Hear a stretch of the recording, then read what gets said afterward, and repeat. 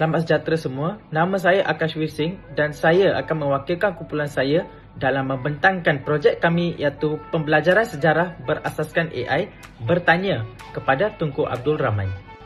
Jadi, idea projek ini bermula daripada satu cabaran yang sering dihadapi oleh guru pada masa kini, di mana kita hidup dalam persekitaran yang sangat dipengaruhi oleh teknologi digital, di mana pelajar sentiasa terdedah kepada media sosial, video pendek dan pelbagai kandungan interaktif.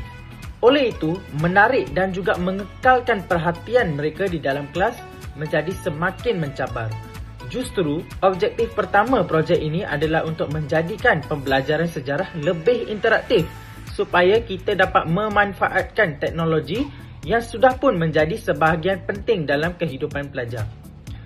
Seterusnya, objektif kedua ialah untuk meningkatkan minat pelajar terhadap sejarah, di mana kajian menunjukkan bahawa pelajar bukan sahaja mahu menerima maklumat secara pasif tetapi juga mahu mempunyai lebih banyak kawalan terhadap cara mereka belajar.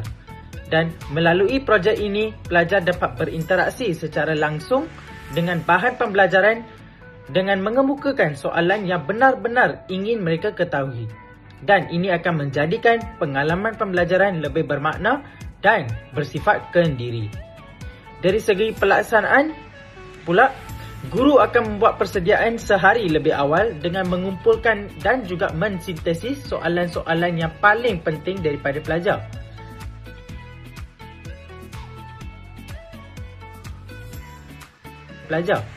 Dan soalan-soalan tersebut akan kemudiannya dimasukkan ke dalam model ChatGPT yang telah pun dilatih menggunakan sumber-sumber berkaitan dengan kehidupan Tunku Abdul Rahman seperti buku teks sejarah KSSM tingkatan 4 secara contoh, dan juga biografi Prince dan Premier serta bahan-bahan sejarah yang relevan lain.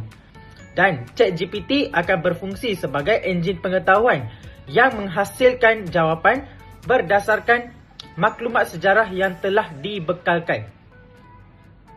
Jadi model AI ini akan dilatih berlandaskan sejarah Tunku Abdul Rahman.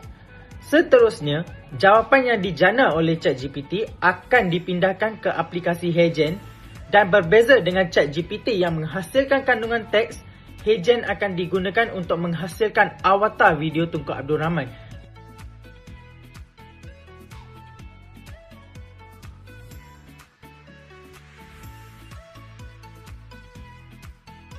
yang boleh bercakap dan menyampaikan jawapan tersebut secara visual.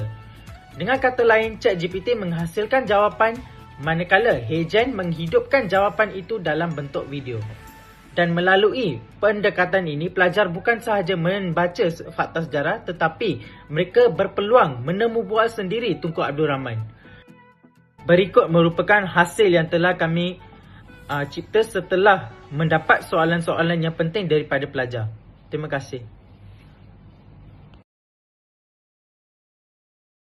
Cabaran saya ialah menyatukan rakyat dan meyakinkan British. Cinta tanah air membuat saya terus berjuang. Hargai kemerdekaan dan jaga perpaduan.